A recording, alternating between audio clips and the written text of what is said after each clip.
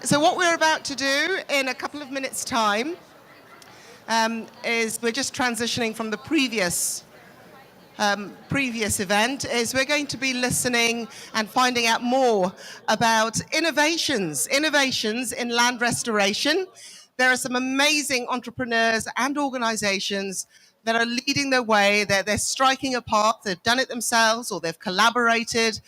They're sharing ideas, and they're certainly here today to share their experiences and their advice with you.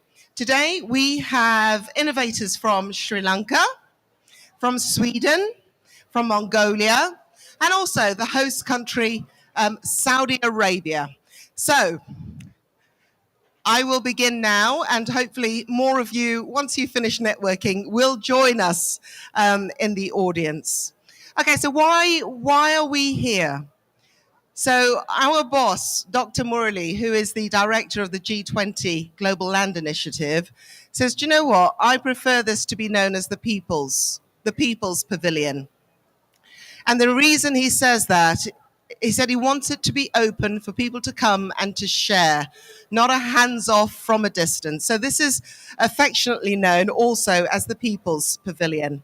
It's all part of the G20 Global Land Initiative. The scale of this initiative, the ambition of the initiative rather, is to scale land restoration across all terrestrial ecosystems in order to achieve a 50% reduction in degraded land by 2040. This is the first time that the UNCCD COP has actually been held in a Middle East and North Africa region. Of course, we all know it as MENA. And innovation is key, really, to driving land restoration. We need those change makers. We need those innovators. We need them to bring their entrepreneurship. Organizations like the UN, under the wider umbrella, can only do so much. It's those who either advise the UN on what's best or who work with the UN to implement these initiatives. So I am going to introduce our first innovator, traveling and has traveled all the way from Sri Lanka. We have a gentleman who is going to inform us more on what's been described as innovative sustainability initiatives in agriculture and also land restoration. His name is Leelan Dayananda, and he comes from Sri Lanka. He is the CEO of Alzian Agro, and he is a social tech entrepreneur. Leelan, welcome to the stage. It is yours. Thank you very much indeed. Thank you for the introduction. Greetings, everyone. Good afternoon. I'm Leelan from Sri Lanka, from Alzian Agro. I'm the Chief Executive Officer. So our initiative, Alzian Agro, started with a controversial agricultural policy that happened back in 2021 in Sri Lanka. By that time, Sri Lankan government imposed a ban on synthetic fertilizers overnight. Banning synthetic fertilizers is always a good thing, but overnight, within a 1 day, transitioning into a full 100% organic agriculture is impossible because it takes years, sometimes decades, to restore the land in order to utilize organic fertilizers. So it caused it means sense like this controversial ban caused over 52% crop yield loss within a year. So during that time, the majority of the farmers were smallholder farmers, and they are the one who is contributing to the total agricultural output more than 80%. No, 90%, my bad. So the thing is, when it comes to small scale farmers in Sri Lanka is a small country. Most of them have less than 5 acres. So we try to reach them, and actually we reached our 50,000 farmers during that time to understand their burning problems. Then we identified more than 95% of farmers are having difficulties in utilizing limited resources like water, fertilizer, labor, and land at an optimum level. Then we created these integrated solutions under 3 categories. In here, I'm mainly focusing on the monitoring side because it is very interlinked with the land degradation and the land restoration. So in here we have LZN Agro I, which is our IoT-based monitoring system. And we also have our web and mobile application, which is driven by machine learning and AI. And we have interconnection with our own automation system to utilize their water and liquidized fertilizers at an optimum level. And we also have additional value addition for our farmers who are specifically planting tropical tree species. We are working with 39 tropical tree species, and we are quantifying farmers' contribution for the primary ecosystem services, which is the oxygen production and clean water cycle into the atmosphere. So if you want to get to know about that particularly, you can reach me later on. I'll be literally behind this wall next couple of days and today as well. So simply a use case. This is one of our IoT device, which is very portable. As you can see, farmers can simply insert these probes into their soil, and they can. Yeah, sure. That's another one. Yeah, it's very not heavy at all. So they can go to any, like, let's imagine this is a farmland. They can put the probes and they can measure the soil elements and they can geotag. And the good thing is they can use our device with or without internet, and our device can save more than 10,000 geolocation. And after the data collection, if the farmer wants to get into advanced data analysis, they can use our web and mobile application for deep analysis, and they can integrate our IoT, our automation system, and they can they can utilize the water and liquidized fertilizers at an optimum level. And this device can operate 8 water zones. You also can see over here, and this one needs to have a power. It cannot be switched on, but the other two can be switched on. Um,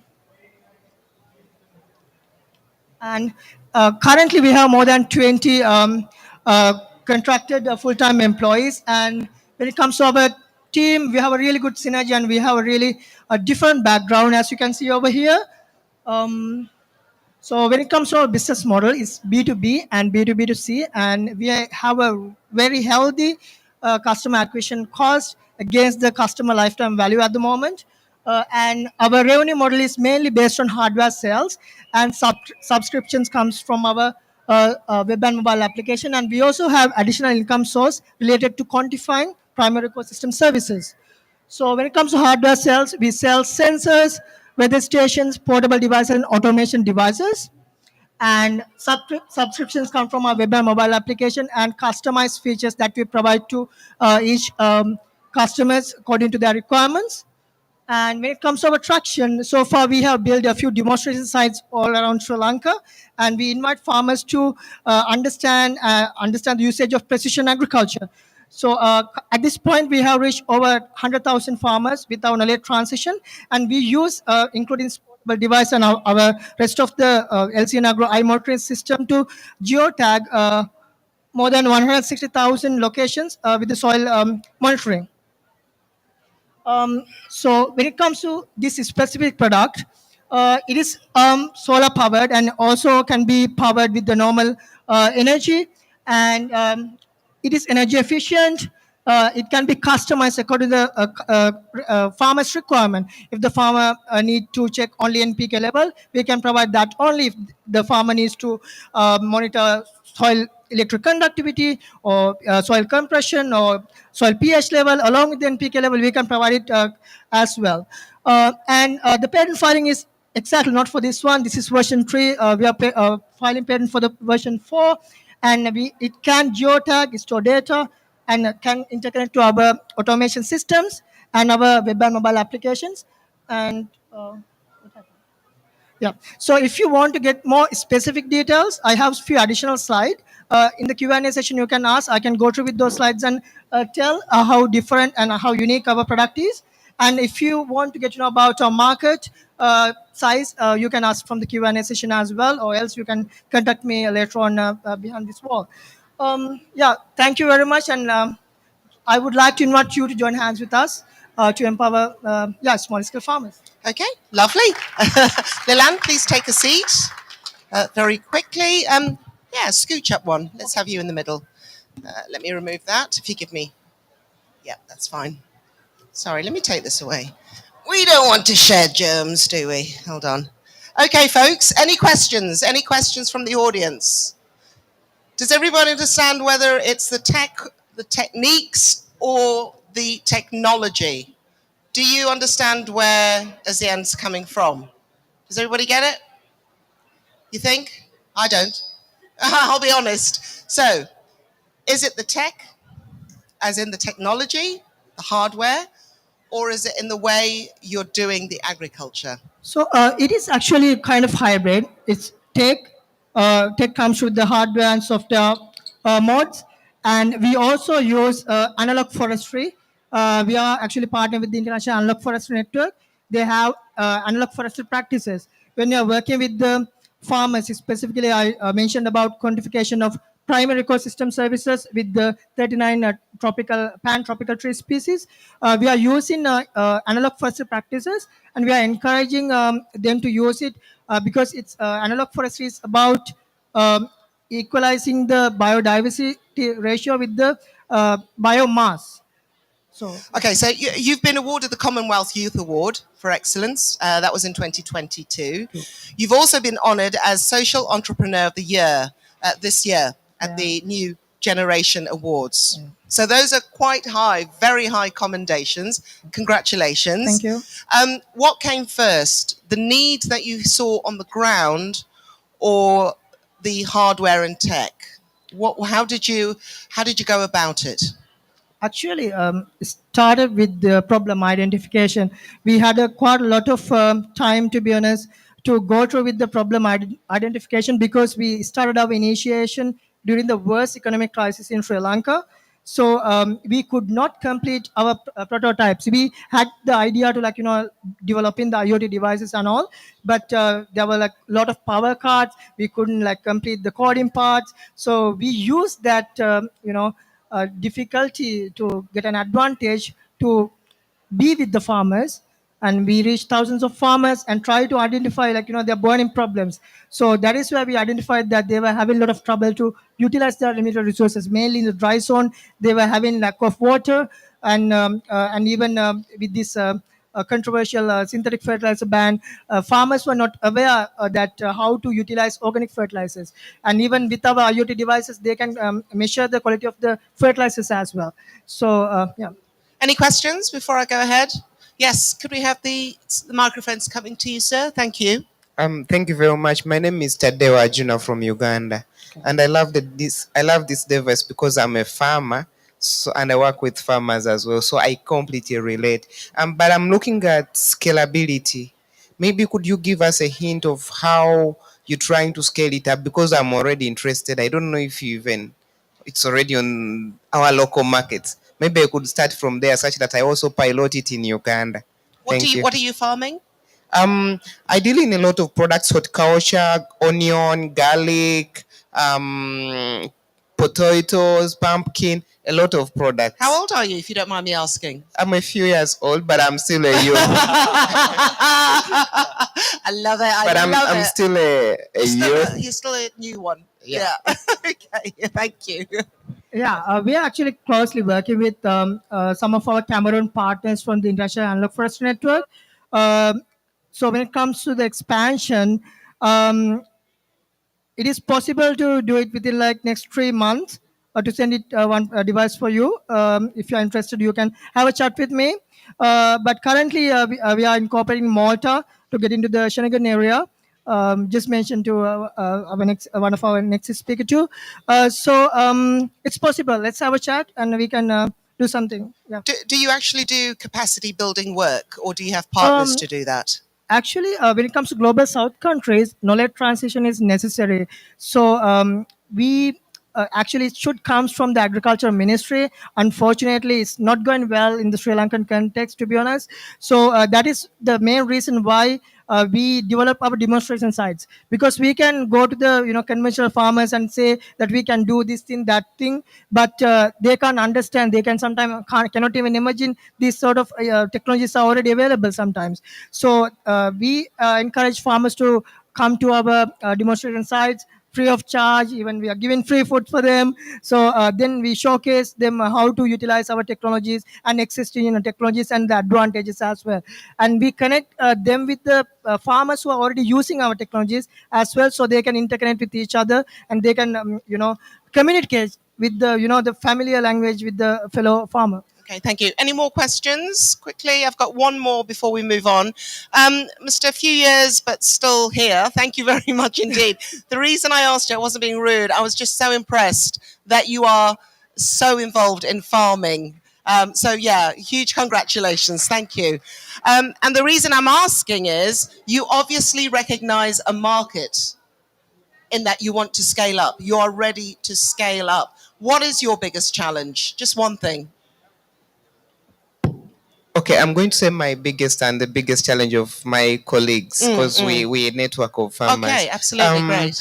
The biggest challenge has been for us all pests and diseases, and then when most of my colleagues, what they did with pests and diseases, they really thought now the solution is pesticides.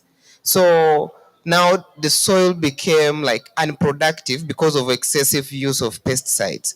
And then also, like, we have a problem with land fragmentation. So most of the soil has lost its nutrients. So when I look at a machine looking at the NPK requirements and all of those, it's really interesting. But definitely other challenges, it comes with market. Market is really a very big problem. I think tax is a very big problem. In my country, I'm also going to say I'm not going to be rude. I'm not being rude, but this is the reality. In my country, we're here to talk honestly. Most of people from other countries we would call in quotes investors are given incentives. But then for us who are the local people, even if you are into agriculture, which is our biggest activity as a country, we never get those incentives, which I find unfair. And actually they tax you even more. So everything is just Against you. a mess. But we are trying to do our best. And given that I work for a network of young people, so we, as young people, we are finding solutions to us, the young people. And the reason I'm interested in him is because he's also, I believe, a young person. So for me, who is in agriculture, I will tell him my problems, and he's finding a tech solution to the challenges I'm facing. Thank you.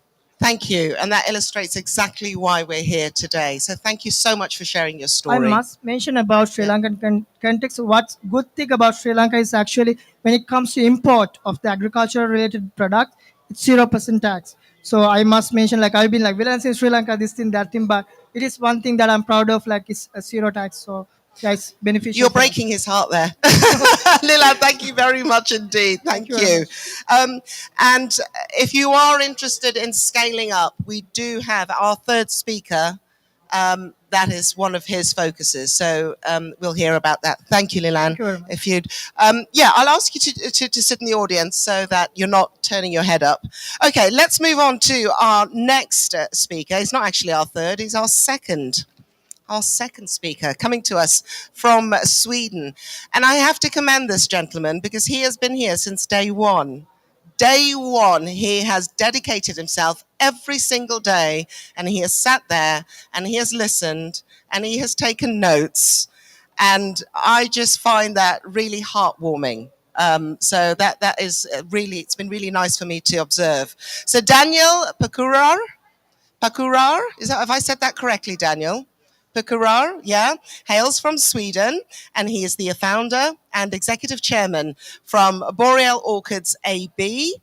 His speciality is automated research and development as well as innovation. And basically, your slogan, Daniel, is laying the foundation for nature restoration at scale in suboptimal, degraded environments. You are speaking directly to that gentleman there. He's dealing with degraded soil, but he also wants to scale up. So the floor is yours. How's that for a challenge? Thank you. I would say the biggest challenge I was to address for this COP is the challenge of our time. Everyone talks, but no one listens. So my task at this COP in the past, how many days? 10. Every day you've been here, yes. So was to side with those few that actually pay attention. So before I tell you what we do, I will ask you to take a brief look at your hands. Just a brief look. Look at them. So if everything is right, you should have no wounds there. But if you would have wounds, what would you do first? Anyone? Wash, plaster, cry. Well, I would go a bit further. The ultimate aim when you have a wound is to heal it, right? Then, because if we don't heal our wounds, we get sick, right? So then, why aren't we taking the same level of care for our planet?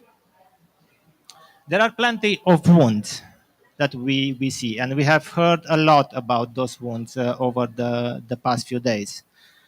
From mining and quarrying, from large-scale infrastructure and urbanization, deforestation, extreme weather events, forest fire, to climate change induced like desertification. So we have a wounded Terra, and a wounded Terra needs Terra healing.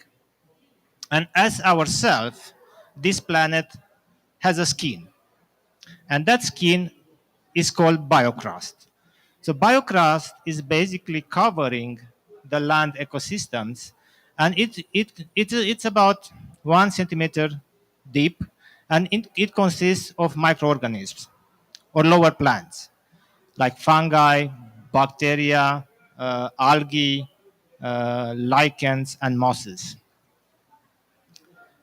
My name is Daniel Pacurar, and I'm the founder of Boreal Orchards. We are an ecotech company located in the north of Sweden. And what we do, we are pioneering eco-innovation with native moss. Remoss is our flagship concept, and I will tell you how we are using remoss in order to restore areas that have been degraded and also to green cities.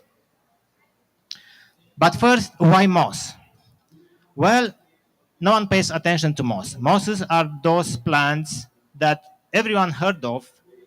Some of us can even recognize, but only very few know something about them.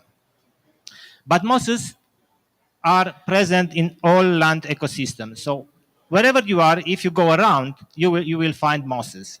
They have been around for about 500 million years. They have built this atmosphere. So if you are taking a deep breath now, chances are that the oxygen that enters your lungs come from the mosses from the early days, 500 million years ago, when they built so much oxygen into the atmosphere that actually this planet plunged into an ice age. Imagine that. These plants are responsible for cooling the planet. Don't we need a bit of cooling right now? They are experience climate change, as I mentioned.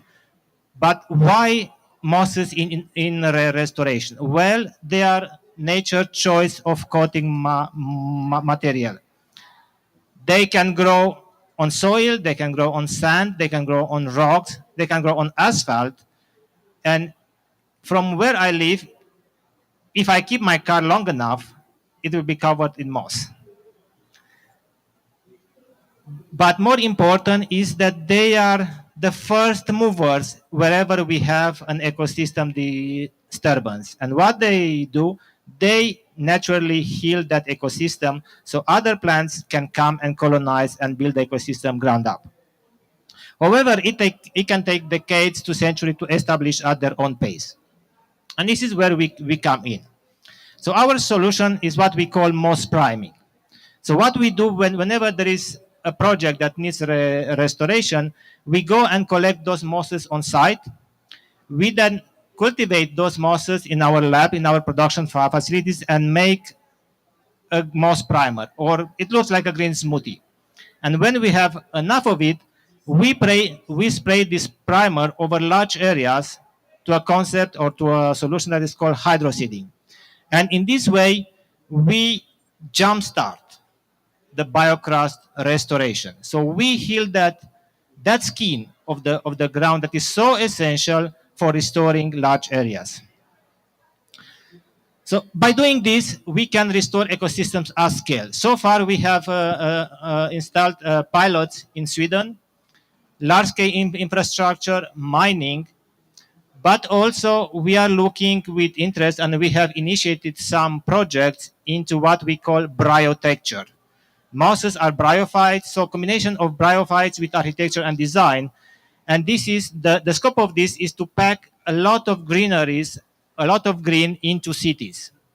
Cities are becoming crowded, and we cannot plant trees anymore there. So what if we use these plants that can grow even on cars to put a lot of green into these cities? And this is what you see in the corner there. But when it comes to building ecosystems, why would you use mosses? Because everyone on this COP and on this planet talks about planting trees. I mean, don't get me wrong. I love planting trees. I've been planting myself thousands of trees. But we have learned so far that we cannot build a house roof down. We need a foundation, we need walls, we need doors, we need windows, we need roof. Roofs come at the last. Why are we still stubborn to start building ecosystem roof down? Trees are the roof of an ecosystem. Nature always builds bottom up. So what we are trying to communicate besides our solution is to put common sense to common practice. We believe and we know that mosses are a solution to the problems we currently have. And here you have a plethora of reasons for that. I could spend the whole afternoon telling you why. But just to mention a few, they stabilize, restore, and build new soil. They suppress dust formation. They support forest growth, capture and store CO2. In fact, mosses have stored along the geological time more CO2 and still have more CO2 stored than all the trees and all the vegetation combined on this planet. Imagine that. They can green and clean our cities because they feed on dust. They don't have roots. They don't need minerals from the soil. So every dust that falls on them, they metabolize it and eat it. They build and restore ecosystems at planetary scale. And what I already mentioned, they grow anywhere. So you don't need to improve soil in order to grow moss. But in order to use moss, you need remoss. We have managed to scale this solution to a level that we can use it at large scale. So what we offer, we offer actually a true nature-based solution, a solution that has been tested again and again and again for 500 million years. How bulletproof that solution is. This solution has seen climate change, not once, not twice, many times. And these plants are still here. That tells you something. They are literally indestructible. They have been shown that can even grow in space. So when we are done terraforming and mossifying this planet, we can mossify Mars. But I couldn't care more about Mars. What I care is to heal this planet. And I think we have a solution here. And this solution can be used not only on its own right, but can be integrated in any conventional restoration. So moss goes with trees, moss goes with shrubs, goes with grasses, goes with everything. And it goes across geographies and across ecosystems. As many of you here, we are on a mission. But I won't read that. What I will do, I will mirror my first slide because we cannot do this alone. And these gentlemen are very good at saying it. This is going to take all of us and it's going to take forever. But in the end, that is the whole point. Thank you. Wow. I know I've got a lot of questions. I'm sure the audience have. Can I have the first question, please? Thank you. Thank you for your presentation. My question regards biodiversity or species diversity. How many species do you work with, and do you have different species composition for different regions? Thanks. So we are species agnostic. So we don't have a sweetheart moss that we use everywhere. So there are about 15 to 20,000 moss species across the globe. Saudi Arabia, believe it or not, has more moss species than tree species. So over 120 moss species. There is a moss for every problem. So when we go in a place that we need to restore, we collect the mosses that are already there, right? Might be 5 species, might be 10 species. We bring them all in our lab. We start the cultivation, make the primer, mix it all together, and put it back. So basically, we are not introducing anything that was not already there. We are just accelerating that process. So imagine if nature takes its steps in doing the work, but it will take hundreds, thousands of years. If we could cut 200 years to 50, or if we could cut 50 to 5, wouldn't be that a big difference? Any more questions? Yes. Yeah, we've got 2 questions. Yeah. I'm a forester, so I understand the role of biophytes in the understory vegetation. My question is about propagation, and I restore drylands, rangelands. I would be interested in, yes, you've come to our landscape, you found the moss. How do we then propagate it? Well, this is part of our technology. I cannot tell you that. But if you have moss, we can grow it, and we can bring it back. We have another question, another 2 questions. I knew it. Why did you hold out when I first said any questions? Just Yes. a quick one. How long does it take for the cultivating and then spreading it out and then it starts growing? Weeks, a top months. And does that differ in different geographies or environment, or is it as expected because it would have been an indigenous moss? We have seen slight difference between moss species, but not big. So I give you an example. We collected the mosses in the north of Sweden just after the first snow in the end of October was last year, and in June we brought them back.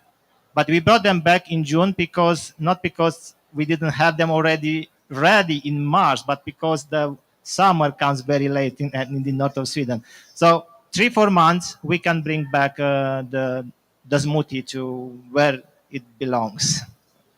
Yes. Hello, thank you for the presentation. Well, I was holding off because my question is stupid. It's based on my ignorance of All right. moss. Stop. Right. I have this issue with people saying, and I say it to my children, okay? A question is never stupid, okay? Stupidity is in not asking the question, all right? I'm happy to stand here and ask the most obvious question, and I'm standing here, and out the corner of my eye, I just see people going, why didn't you ask it, okay? Please don't ever think a question is stupid. It's always the simplest questions. Why do you think parents hate toddlers when they get to the why stage? Because after a while, we run out of answers, the hardest questions to answer. So please don't ever apologize and take that going forward as well. Thank you for the advice. Well, the question is based on my ignorance of moss, but I have I had like, and I read that I thought that moss needed humidity, and I'm from a very dry country, for example, and I've never seen moss. I think, or I don't remember it. So I was asking if humidity is really necessary for growing moss. Thank you. This is what everyone thinks. Actually, you are not alone. If you go and ask 20,000 people that have been around, they would have said the same thing. No one associates moss with dry land. But in fact, there are more mosses in the deserts and tundras than in the boreal forest. I just mentioned 120 species in Saudi Arabia, and more moss species than tree species. So mosses don't only grow in boreal forests. They grow in cities. They grow on roofs. They grow on asphalt, where the temperature fluctuates a lot. I just mentioned that moss can even grow in space-like conditions. So from minus 200 degrees to plus whatever, when there is when there is no humidity and they are dry, they just shut down. They are not dying, and they can do this many cycles per day and over time. Mosses that have been kept in herbariums for 50 years have been revived only by a drop of water. So they are, as I said, they are indestructible. This is why they are so important and to be considered in restoring particularly dry lands, because you don't need to water them. They collect mist and vapor from the air during the night, and not you only use that for metabolite, for making photosynthesis themselves, but release that humidity in the environment so other plants can benefit from it. Creating a biosphere almost, aren't you? Around any restored land or wherever the moss is. Exactly. I mean, Yeah. this is what they do. They are building soil, literally. They are building soil. And this is why the biocrust is so important, because without a stabilized upper layer of soil, higher plants cannot germinate. If a seed lands in a moving substrate, it will not germinate. And even if it germinates, it will die. Okay. Any more questions before I ask my last question? Okay. I would like to know, so we've worked out it can take up to a couple of months, 3 months, before you bring the moss smoothie back to where it's needed, wherever that is in the world. I know it's difficult because it's specific to a geographic location, but I wonder if you could just give us an idea. We are in an arid landscape. You've made your smoothie, you bring it back. How long before that soil starts to stabilize, before you can start planting your trees, your companion plants? Are you going to say you do it at the same time? Why are you smiling at me, Daniel? I will give you the best answer. Okay. And that is, it depends. I mean, it depends on so many factors. I can give you an example from the pilots we did in Sweden. Again, this is where we have our pilots so far, but we are discussing now pilots in South Africa and South America and North America. It took, we did our first application in the end of June.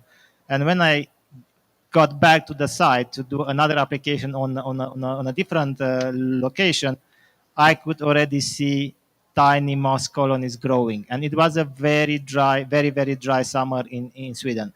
Only 2 months, I almost cried. I mean, when I've seen those mosses that, spread on those hills that were, barren, moon-like landscape, only 2 months, you could see the mosses growing. So it will depend in dry lands, it will be in different places. But once we apply them, and they will get humidity, they will get some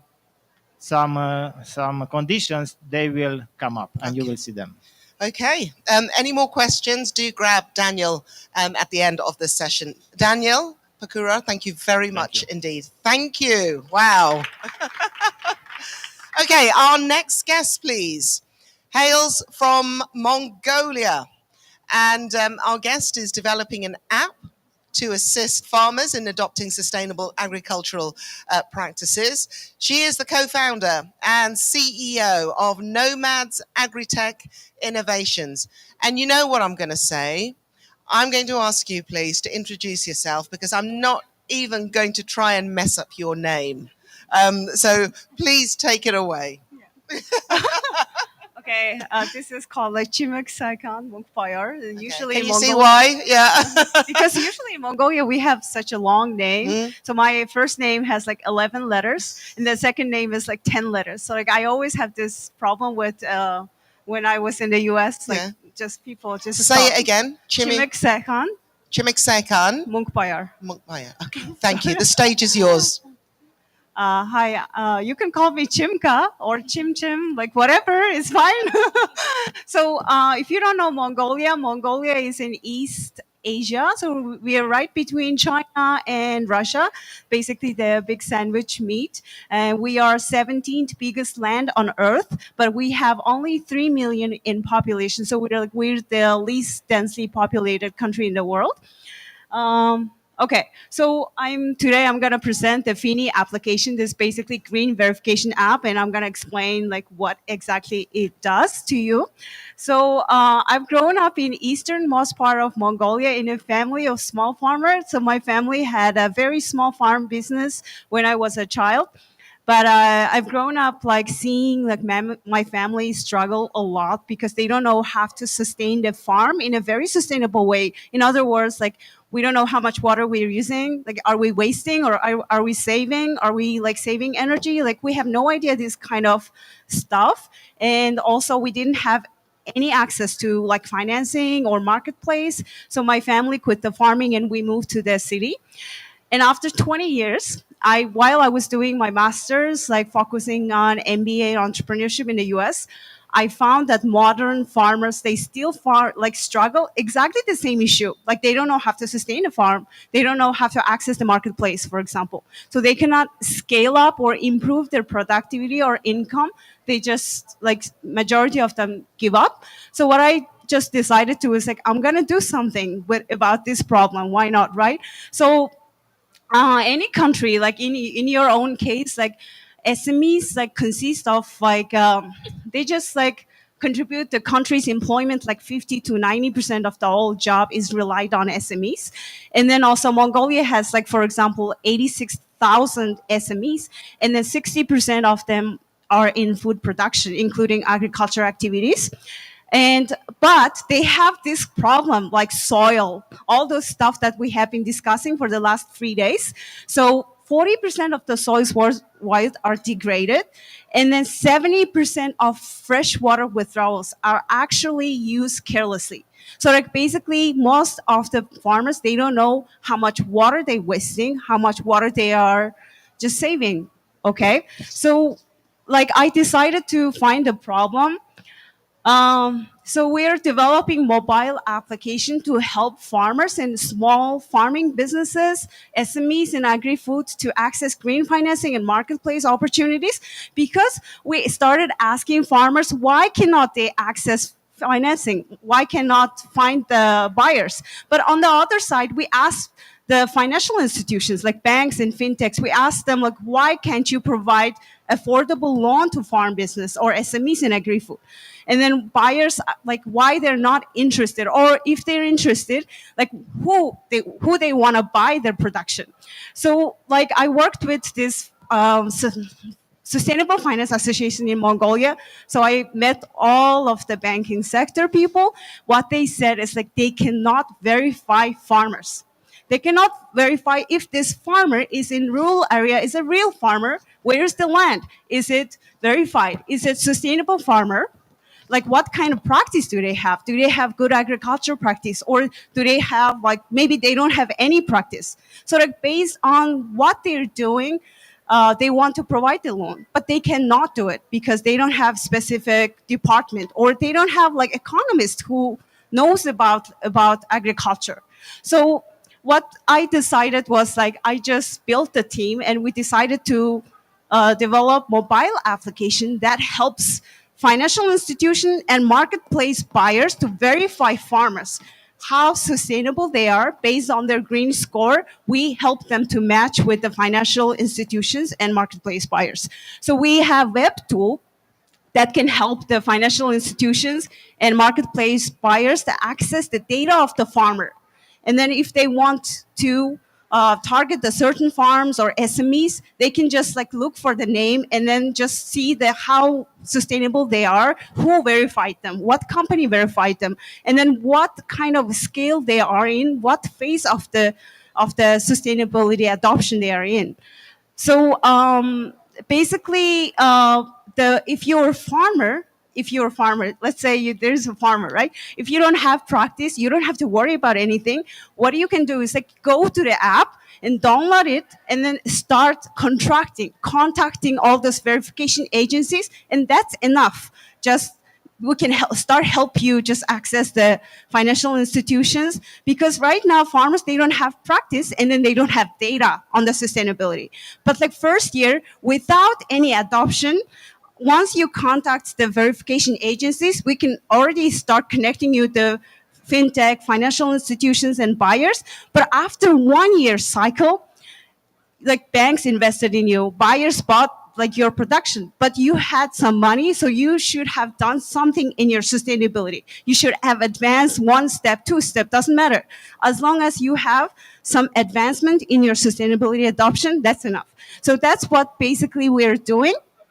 I have like 4 people in my team, and then I have this person who has like more than 20 years of experience in verification and standardization in agriculture sector.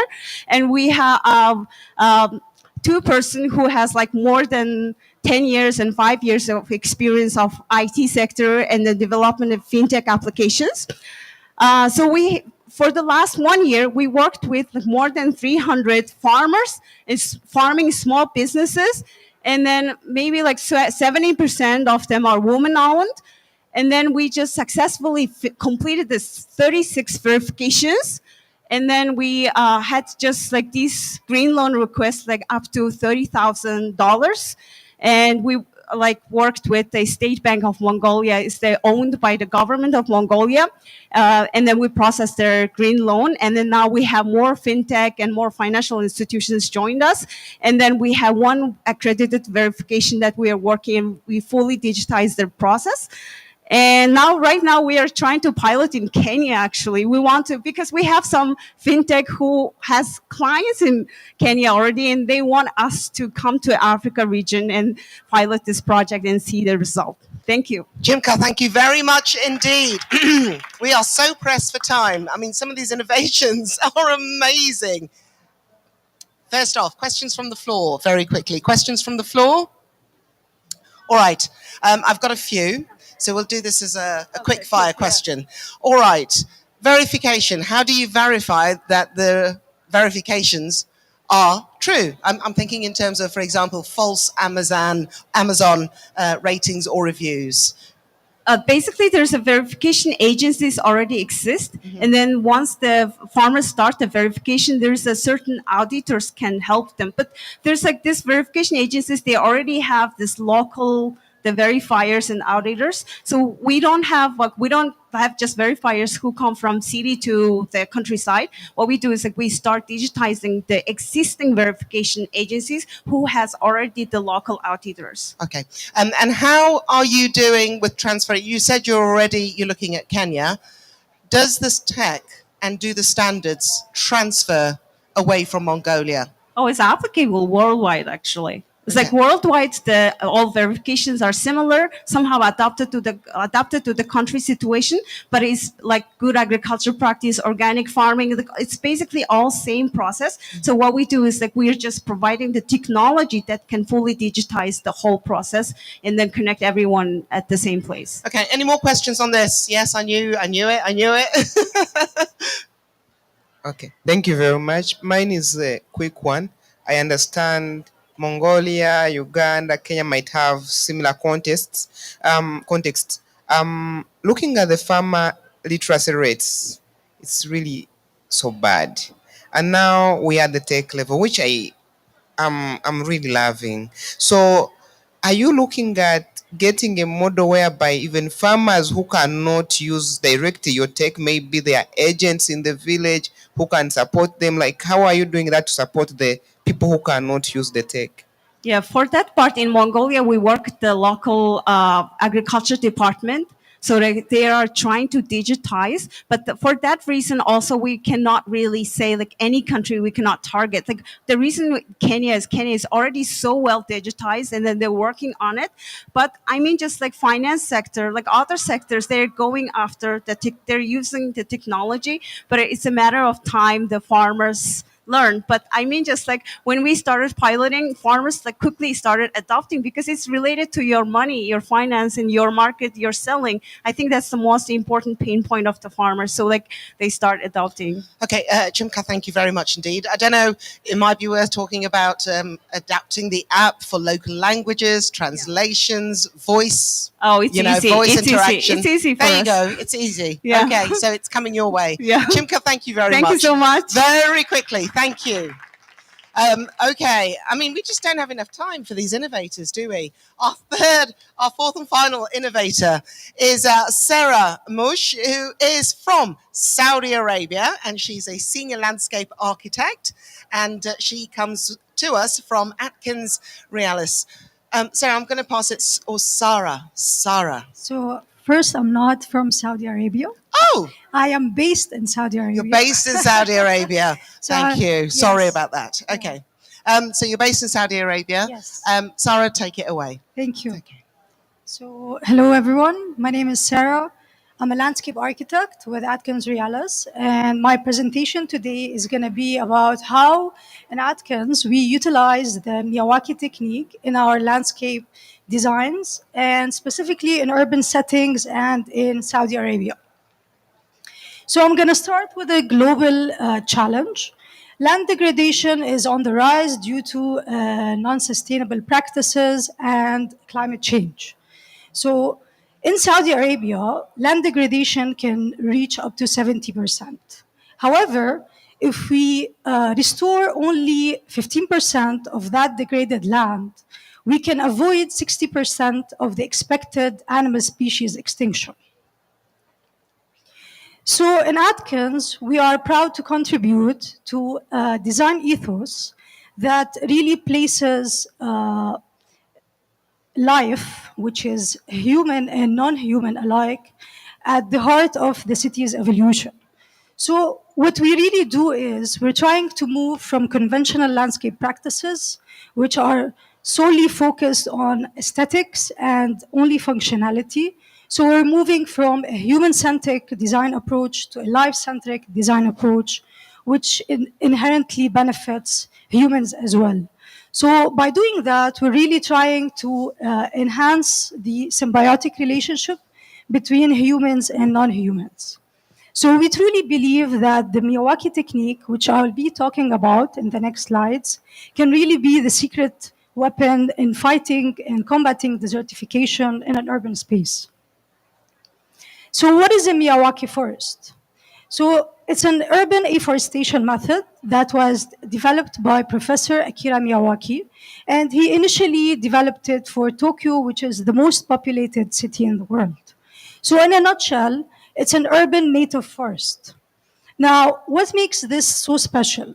So these forests, they grow 10 times faster, 30 times denser, and 100 times more biodiverse than any other conventional planting or conventional afforestation methods. So that means they grow really quickly. How quickly? So natural vegetation succession, it takes between 100 to 300 years for a forest to fully mature. While the Miyawaki forests, they take between 15 and 40 years to fully mature. So one of the most really remarkable things about this technique is that within only 5 years, you can have a fully self-sustained forest ecosystem. So how is that possible, right? So one thing that is really unique about the Miyawaki planting is that we plant in high densities. And this starts, a competition. So plants start competing for resources, such as sunlight, water, nutrients. So this stimulates faster growth. And as the forest quickly grows and it becomes denser, it creates a microclimate which protects and shields these plants from the harsh conditions, which are extreme heat, excessive evaporation, and wind. So in nature, it might take hundreds of years for a forest to go through the succession stages, which is basically from herbs to shrubs and up to the climax trees. So the Miyawaki technique really compresses this process, and we plant species that would typically appear at different stages of a forest development, which accelerates the maturation of the forest. So I bet you guys are wondering, what are you talking about, Sarah? We're in Saudi Arabia, it's all sand dunes. Yeah, that's right. So this is one of the challenges that we have been facing. So every time I mention the word forest, the first thing that people think about is a tropical jungle in Southeast Asia, or a conifer forest in Europe or North America. However, so yeah, these are woodland forests. So you have a tropical woodland forest, you have a temperate woodland forest. However, we also have desert shrubland forests, which is more related to our region. So just like people that come from different regions of the world, they look differently. So people in Asia look very different than people in Europe, which look very different than people in the Middle East and in Africa. It's really no different when it comes to plants. So the essence of the Miyawaki forest, or the DNA of the forest, it really revolves around two essential or core elements. So you have nature, or the forest, which is, a diversity and array of plants and animals, a full-on biodiversity. But you also have the people, which is the community. And the community makes the space unique and vibrant space to live in. So how can we use these techniques? As landscape architects, how do we use these techniques in an urban space and in a limited space, not only in an urban space? So I say limited space because one of the unique attributes of these forests is that they can grow in a space as small as 3 meter squares. So in other words, they could be like mini forests. So one way is the streetscape. So the streets, they serve as the foundation of a sustainable transportation system. So as landscape architects, we really focus on the comfort of the pedestrians on the streets and making sure that these streets can be used year-round and people can move either through bikes or scooters. They can move comfortably. So the Miyawaki method really checks out all of these, and it ticks out all of these points. But it also adds an extra layer, which is basically these streets can act as habitat corridors for other species. So again, we are really enhancing the symbiotic relationship between these species. Sarah, I'm so sorry to have to speed you up. It's just Okay. we've got the next event waiting. Okay. Could you summarize, and Yes, then we'll have a yes. quick. Sure, Thank you so much. sure. I appreciate So it. we also have habitat parks, and that can also be, designed not only for people but for humans, for animals as well, and they really act as educational institutes to spread ecological awareness and really enhance the environmental stewardship. And then finally, you have urban gardens, which is really any open public space that could be private or public. It could be a shopping mall garden, a hospital garden, a university garden that can really act, not just as a recreational space, but we can incorporate habitat areas and flood attenuation zones. So thank you. Sarah, thank you. Huge round of applause. Under pressure.